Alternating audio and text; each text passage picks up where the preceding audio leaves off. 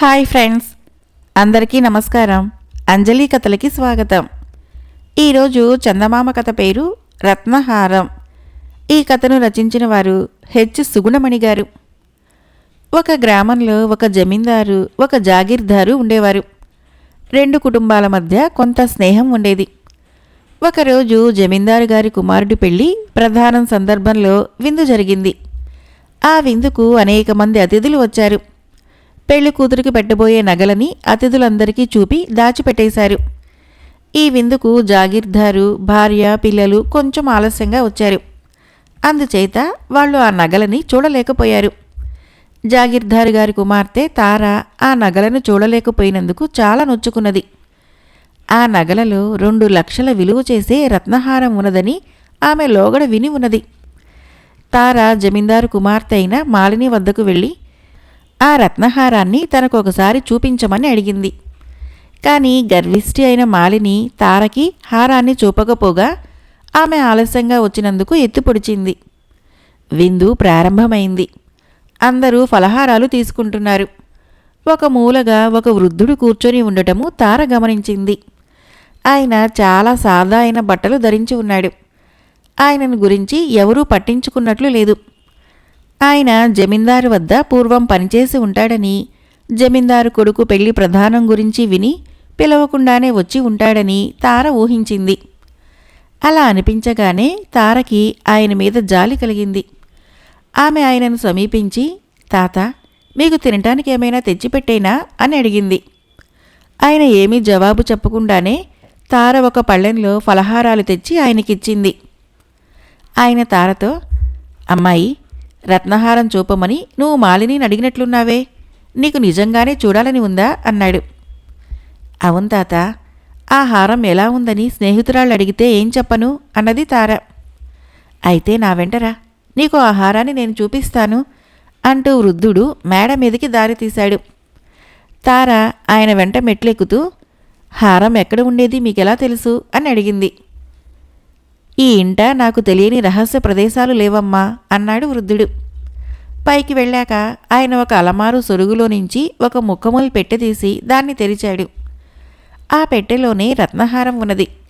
అది చాలా అద్భుతంగా ఉన్నది. హారం చాలా బాగుంది కదూ. దీన్ని చూసినా నువ్వు నీ స్నేహితురాళ్లకు వర్ణించి చెప్పలేవు. దీని బొమ్మ గీసి నీకిస్తాను అంటూ వృద్ధుడు తన జేబులో నుంచి ఒక కాగితం తీసి దానిమీద హారం డిజైన్ గీసి తారకు ఇచ్చాడు. తన పని ముగియగానే తారకు తాను హారాన్ని దొంగచాటుగా చూశానన్న సంకోచం పట్టుకుని బాధ కలిగింది. వృద్ధుడు హారాన్ని తిరిగి సొరుగులో పెట్టేస్తూ ఉండగా ఆమె వేగంగా క్రిందకు దిగి వచ్చేసింది. విందు ముగిసింది. తార తన తల్లిదండ్రుల వెంట తమ ఇంటికి తిరిగి వెళ్ళిపోయింది. ఇది జరిగిన వెంటనే తారకు జమీందారు గారి ఇంటి నుంచి పిలుపు వచ్చింది. తార అక్కడికి వెళ్ళేసరికి ఏదో పెద్ద ప్రమాదం జరిగిపోయినట్లుగా అక్కడ వాతావరణం ఆమెకు కనిపించింది. జమీందారు గారి భార్య తారని ఒంటరిగా ఒక గదిలోనికి తీసుకుని పోయి, తారా, నిజం చెప్పమ్మా, నువ్వు రత్నహారం గురించి చాలామందికి వర్ణించి చెప్పావుట. ఎప్పుడు చూశావు? నువ్వు ఆలస్యంగా వచ్చావని, హారాన్ని చూడలేదని మాలిని అంటున్నది అన్నది. నేను హారాన్ని చూసిన మాట నిజమేనండి అన్నది తార. ఎలా చూశావు? ఎప్పుడు చూశావు అని జమీందారు భార్య అడిగింది. తార వృద్ధుడి సహాయంతో హారం చూసిన సంగతి జమీందారు భార్యకు వివరంగా చెప్పింది. ఇద్దరూ యువతలకి వచ్చేశారు. జమీందారు భార్య జమీందారుతో, ఆయనను పిలవవద్దని నెత్తి నోరు కొట్టుకుని చెప్పాను, విన్నారు కారు. చీకు బట్టలతో వచ్చి మన పరువు తీయటమే గాక రత్నహారం కూడా కాజేశాడు. దరిద్రము ఎంత పనినైనా చేయిస్తుంది అన్నది. తార బెదురుతూ, ఆయన ఈ ఇంటి మనిషినేనని చెప్పారండి అన్నది. ఇంటి మనిషి కనుకనే ఇంత పని చేశాడు అన్నది జమీందారు భార్య.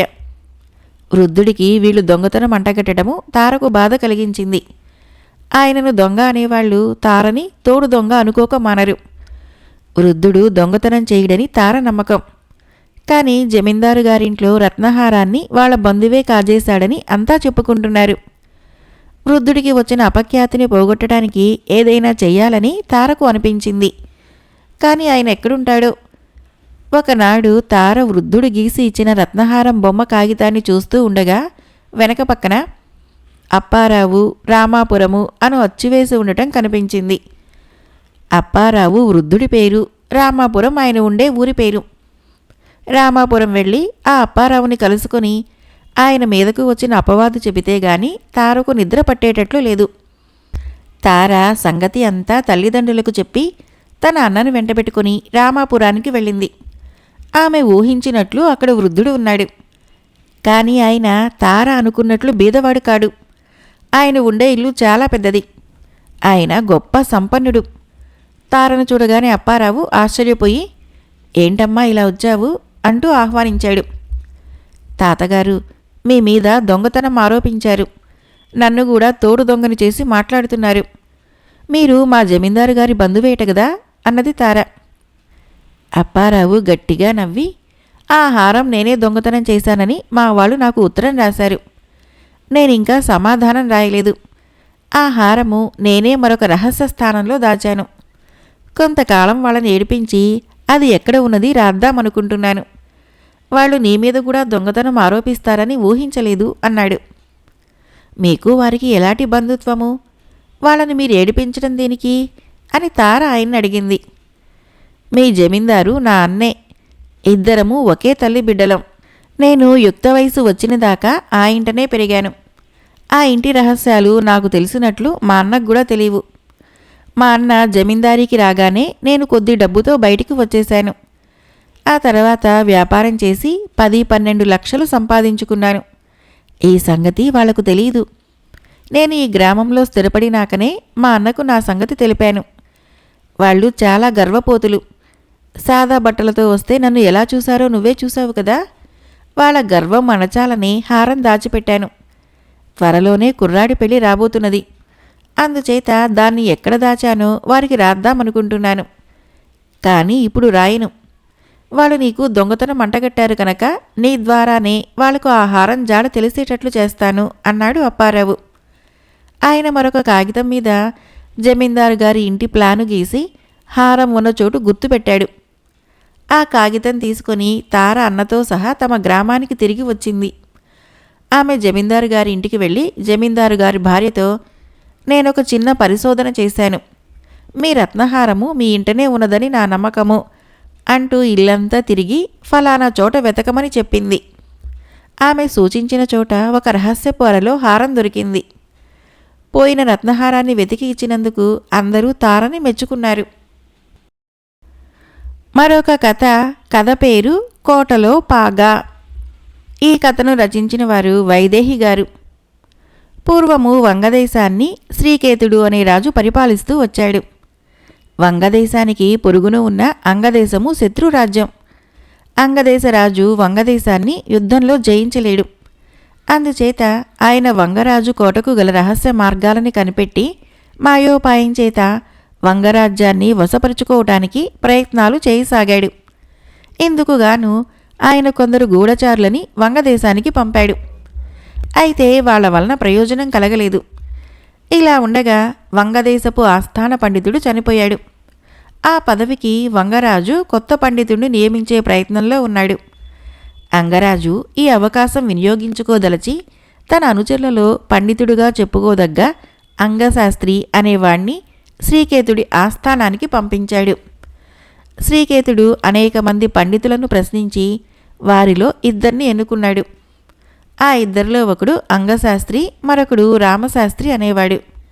రామశాస్త్రి వంగదేశీయుడు. ఆయన గొప్ప పండితుడు కూడాను. ఆ ఇద్దరిలో ఎవరిని ఆస్థాన పండితుడుగా వేసుకునేది మర్నాడు తేల్చి చెబుతామని చెప్పి శ్రీకేతుడు ఇద్దరినీ పంపించేశాడు. ఆ రోజు సాయంకాలము ఒక పావురం వచ్చి రాజుగారి మిద్దె మీద విహరిస్తూ ఉండగా అక్కడ వాలింది. అది ఒక ఉత్తరం తెచ్చింది. ఆ ఉత్తరంలో ఇలా ఉన్నది: ఆస్థాన పండితుడుగా రామశాస్త్రినే నియమించాలి.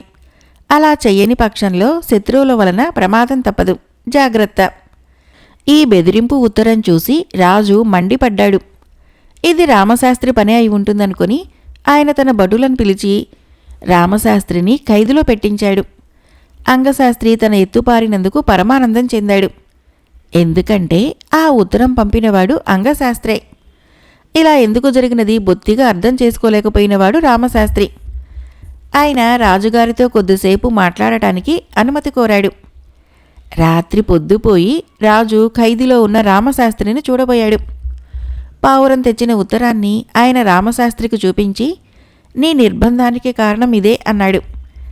రామశాస్త్రి ఆ ఉత్తరాన్ని చాలాసేపు చూసి, మహారాజా, దీని వెనక మీరు ఊహించని పెద్ద కుట్ర ఏదో ఉన్నట్లు నాకు అనుమానంగా ఉన్నది. ఈ ఉత్తరం నేను రాయలేదు. అది అలా ఉంచండి. దీన్ని నేను రాసే అవసరం కూడా లేదు. ఎందుచేతనంటే ఆ అంగశాస్త్రి నిజమైన పండితుడు కాడు. నాతో అతను పోటీకి ఎలాగూ రాలేడు. అందుచేత ఆస్థాన విద్వాంసుడి పదవి నాకు తప్పక వస్తుందనుకుంటున్నాను. నాకు రాకుండా చేయటానికే ఎవరో ఈ ఉత్తరం పంపి ఉండాలి. అంగశాస్త్రి ఆస్థాన పండితుడు కావటానికి ఎందుకు ఆరాటపడుతున్నాడో విచారించటం అవసరం. అతను మన దేశం వాడు కూడా కాడు అన్నాడు. రాజుకి రామశాస్త్రి మాటలతో కళ్ళు తెరుచుకున్నట్లు అయింది. ఆయన రామశాస్త్రిని వెంటనే విడుదల చేయబోయాడు. వద్దు మహారాజా, నన్ను కొద్ది కాలము ఖైదీలోనే ఉండనివ్వండి. అంగశాస్త్రికి ఎలాంటి అనుమానము కలగకుండా అతన్ని రేపు ఆస్థాన విద్వాంసుడుగా నియమించండి.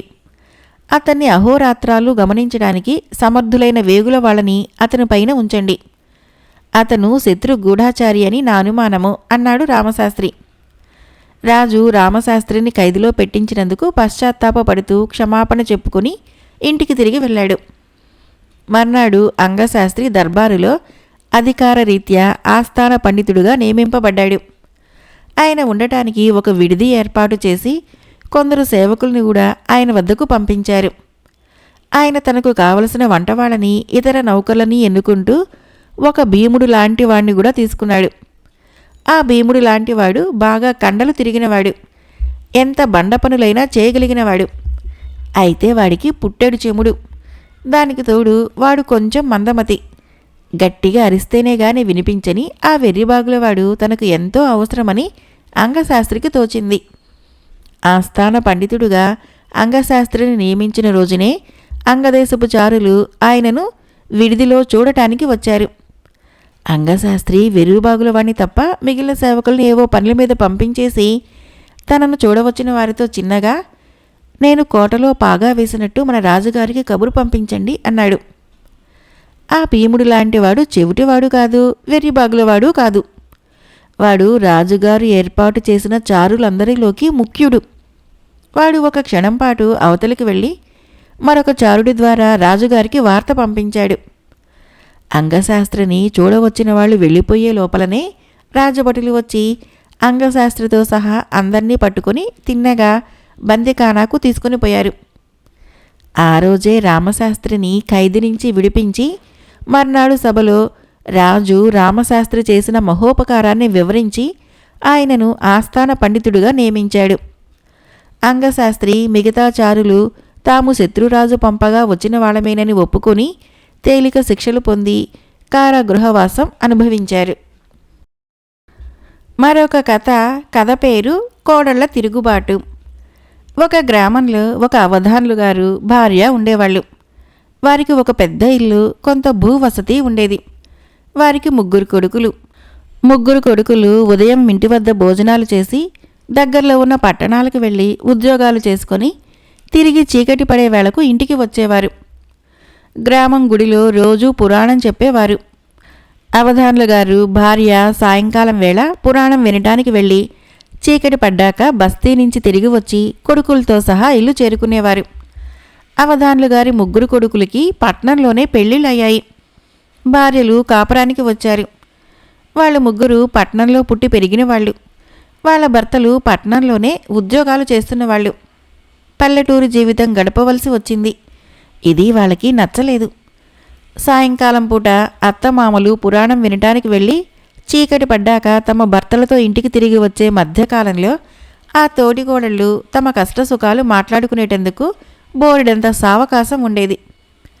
ఈ దిక్కుమాలిన పల్లెటూరులో ఏమీ తోచదు అన్నది పెద్ద కోడలు.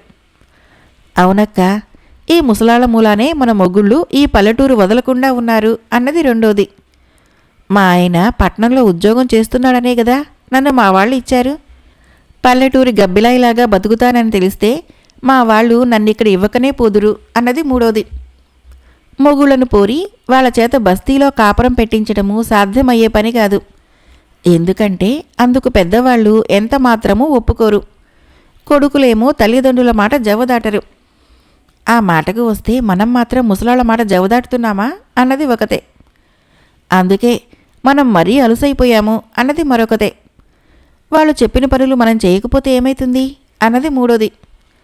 అత్తమామల మాటలు వినడం లేదంటే మనవాళ్లే మనల్ని తిడతారు అన్నది ఇంకొక ఆమె. వాళ్ళు చెప్పిన పని చేయాలి, కానీ చెప్పినంత వరకే చేయాలి. ఏ పని ఆశాంతము చేయకూడదు. ఇదొక రకం తిరుగుబాటు. అలా చేస్తే ముసలాళ్ళకి మనతో ప్రాణం విసిగి మనల్ని వేరే కాపురం పెట్టుకోనిస్తారు అంటూ పెద్ద కోడలు మిగిలిన ఇద్దరికీ ఒక పథకం చెప్పింది.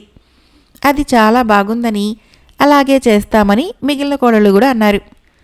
ముగ్గురు కోడళ్ళు తిరుగుబాటు ప్రారంభించారు. అత్తగారు ఒక కోడల్ని ఇల్లు చిమ్మమనేది. ఆ కోడలు ఈ గదిలో దుమ్ము ఆ గదిలోకి, ఆ గదిలో దుమ్ము ఇంకో గదిలోకి చిమ్మి ఇల్లు చిమ్మానత్తయ్య అనేది. మామగారు మడిబట్ట ఆరేయమంటే మరొక కోడలు బట్టని ఉన్న పళంగానే ఆరేసేది. అదేమంటే మామగారు మడిబట్టను ఉతికి ఆరేయమనలేదే అనేది. అత్తగారు ఏ కోడలినన్నా అంట్లు తోమమంటే ఆ కోడలు అంట్లు తోమి కడగకుండానే వదిలేసేది. ఆ కోడల తిరుగుబాటు చాలా దాకా వెళ్ళింది. అత్తగారు మామగారికి అన్నం పెట్టమంటే విస్తట్లో అన్నం మాత్రమే పెట్టి కూర పప్పు పచ్చడి వేసేవాళ్ళు కాదు.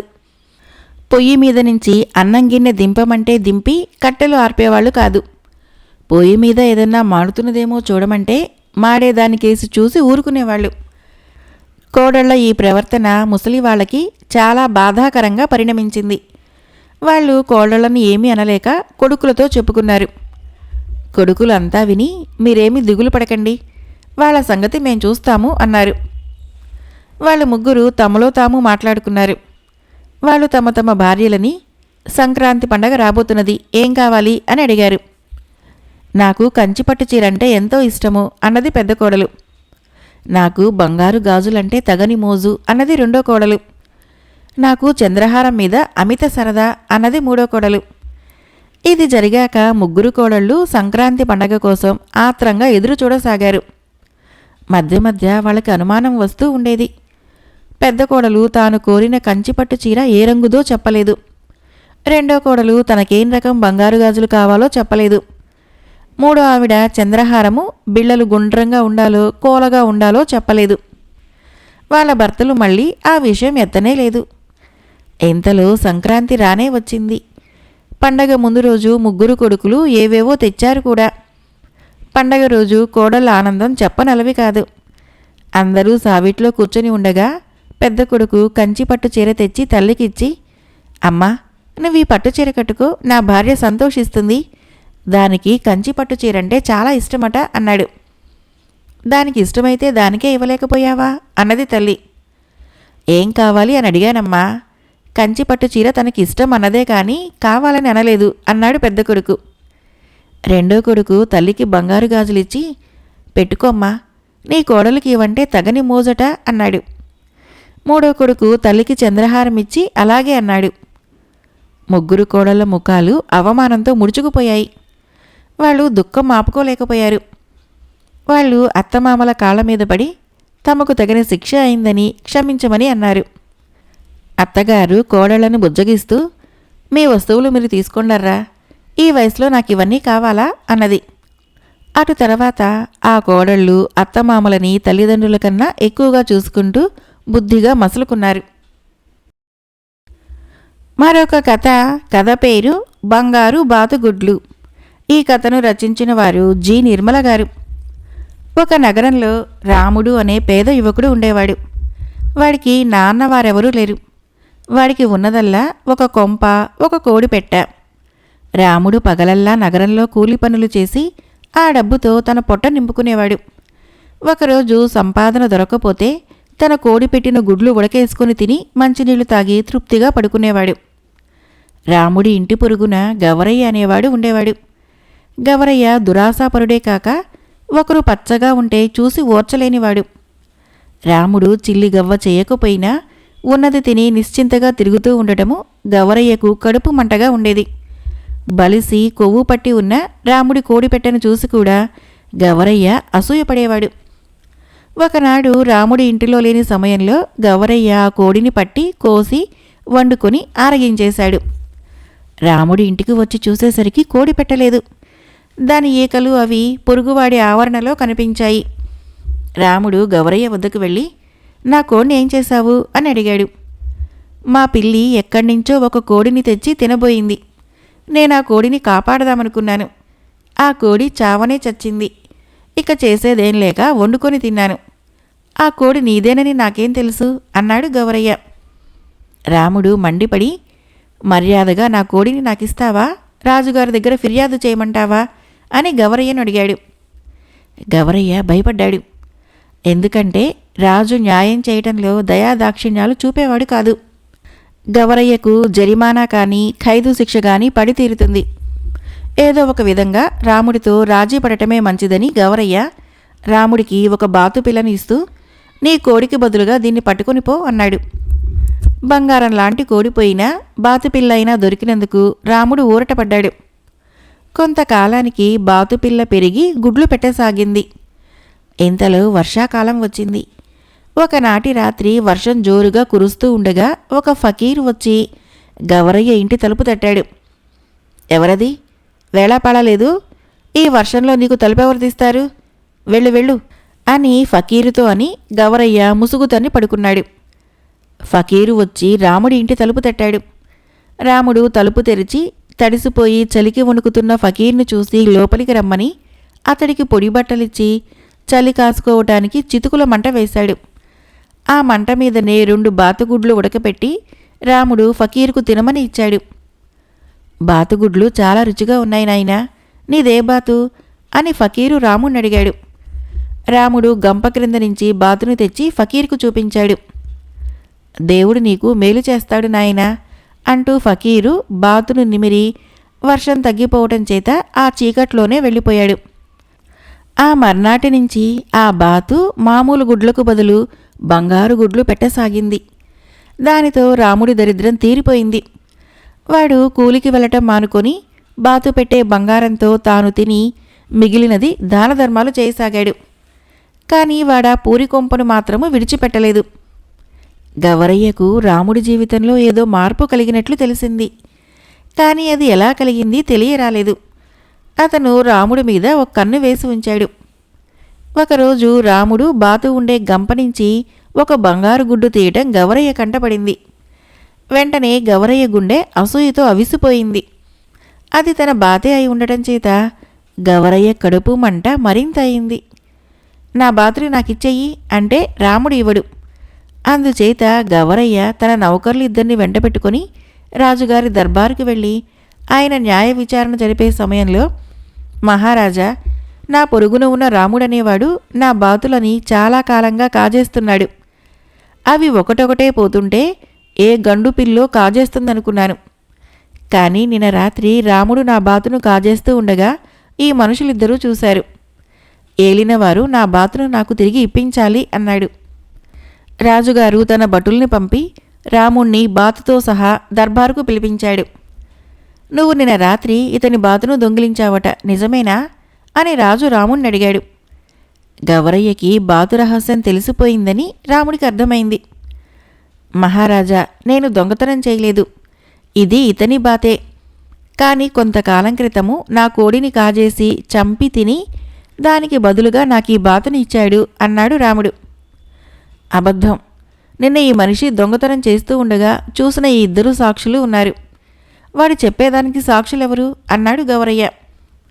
రాజుగారు, ఈ బాతుని ప్రస్తుతానికి నా వద్ద ఉంచి రేపు మీ 2 రండి, తీర్పు చెబుతాను అని గవరయ్యని రాముణ్ణి పంపించేశాడు. ఆ రోజు కూడా ఆ బాతు రాజుగారి దగ్గర బంగారు గుడ్డు పెట్టింది. రాజుగారు తన కళను తానే నమ్మలేకపోయాడు. ఈ రహస్యము ఫిర్యాదీలకు తెలిసే ఉండాలి. వారి నుంచే నిజం రాబట్టదలిచాడు రాజు. మర్నాడు దర్బారుకి గవరయ్య రాముడు వచ్చారు. రాజుగారు గవరయ్యకు ఒక మామూలు బాతుగుడ్డు చూపిస్తూ, నీ బాతు ఈ ప్రమాణంగల గుడ్లు పెడుతుందా అని అడిగాడు. ఇంతకన్నా కాస్త పెద్ద గుడ్లే పెడుతుంది మహారాజా అన్నాడు గవరయ్య. రాజు అదే ప్రశ్న రాముణ్ణి అడిగాడు. అది మామూలు గుడ్లు పెట్టదు మహారాజా. నా బాతు రోజుకొక బంగారు గుడ్డు పెడుతుంది అన్నాడు రాముడు. గవరయ్య తెలివిగా, ఎంత అబద్ధం, బాతు ఎక్కడన్నా బంగారు గుడ్లు పెడుతుందా అన్నాడు. నీ మాట నిజం, అది నీ బాతే, దాన్ని నువ్వు తీసుకుని వెళ్ళు అని రాజు గవరయ్యకు మామూలు బాతును ఒకదాన్నిచ్చి పంపించేశాడు. తనకు న్యాయం జరగనందుకు విచారిస్తూ నిలబడిన రాముడితో రాజు, దిగులు పడకు, నీ బాతు నా వద్దనే ఉన్నది, అది బంగారు గుడ్లు పెట్టడానికి కారణం ఏమిటి అన్నాడు. రాముడు ఫకీరు సంగతంతా రాజుకు చెప్పాడు. రాజు ఆశ్చర్యపడి రాముణ్ణి బాతుతో సహా తన దివాణంలోనే ఉండిపోమన్నాడు. గవరయ్య తీసుకుని పోయిన బాతు మామూలు గుడ్లే పెట్టింది. రాముడికి దివాణంలో ఉద్యోగమైందని తెలియగానే తనకు తగిన శాస్తి జరిగిందనుకున్నాడు గవరయ్య. మరొక చిన్న కథ పేరు పట్టిందల్లా బంగారం. ఈ కథను రచించిన వారు ఎం శేషగిరిరావు గారు. ఒకనాడు అక్బర్ చక్రవర్తి తన అనుచరులతో గుర్రాల మీద నగరం చూడటానికి బయలుదేరాడు. ఒక వీధిలో ఒక పక్కగా ఒక వృద్ధురాలు నిలబడి చక్రవర్తికి కనపడింది. ఆమె చేతిలో ఒక కత్తి ఉంది. అక్బరు ఆమెకు సమీపంగా వెళ్ళి, అవ్వా, ఈ కత్తి పట్టుకుని ఇక్కడెందుకు నిలబడ్డావు అని అడిగాడు. నేను బీదదాన్ని నాయనా, ఈ కత్తి అమ్ముదామనుకుంటున్నాను అన్నది ముసలిది. అక్బరు ఆ కత్తిని తీసుకుని చూస్తే అది అక్కడక్కడ తుప్పు పట్టి ఉన్నది. దాన్ని ఆయన ముసలిదానికి తిరిగి ఇచ్చేశాడు. ముసలావిడ ఆయనకేసి నిరాశతో చూసింది. ఏమిటి నీ సందేహం అని అక్బర్ ఆమెను అడిగాడు. ఏం లేదు మహారాజా, మీరు పట్టిందల్లా బంగారం అవుతుందంటారు. నా దురదృష్టం, నా కత్తి ఏమీ మారలేదు అన్నది ముసలావిడ. ముసలిదాని తెలివికి సంతోషించి ఆమెకి ఇంత బంగారం ఇచ్చి అక్బరు ముందుకు సాగిపోయాడు. కథ అయిపోయింది. ఫ్రెండ్స్, ఈ కథలు నచ్చినట్లయితే మన ఛానల్ని తప్పకుండా సబ్స్క్రైబ్ చేయండి, లైక్ చేయండి, షేర్ చేయండి, కామెంట్ చేయండి. Thank you.